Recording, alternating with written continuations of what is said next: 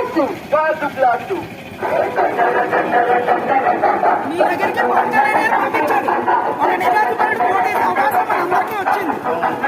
సంవత్సరానికి పైనైతే 300, దివ్యాంగులకు 6,000, వితంతులు వృద్ధులకి 4,000, 20 లక్షల ఉపాధి అవకాశాలు పిల్లలకి, రైతులకు 20,000, మహిళలకు బస్సు ఉచితంగా ఉంటుంది, మహిళలకు 15,000 నెలకి. మీలాంటి వాళ్ళందరికీ కూడా ఉపాధి వస్తుంది అన్నిటిని ఓటేస్తే.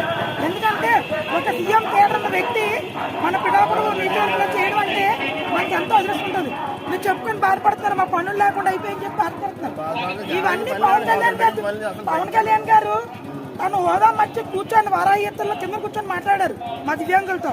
నాకు ఆయన మీద ఇంకా 10 రెట్లు అభిమానం పెరిగి ఈ అన్నాను కొండను అన్న కోసం క్యాన్వాసింగ్ కూడా తిరుగుతున్నారు. అది ఎందుకంటే అంత మంచి వ్యక్తి అండి.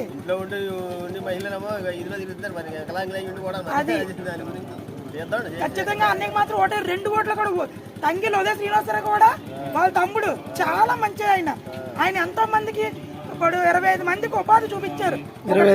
బ్రాండ్ వల్ల 35,000 అనుకుంటాను ఫ్రీ టైం అని బ్రాండ్ వాళ్ళు చూపించారు.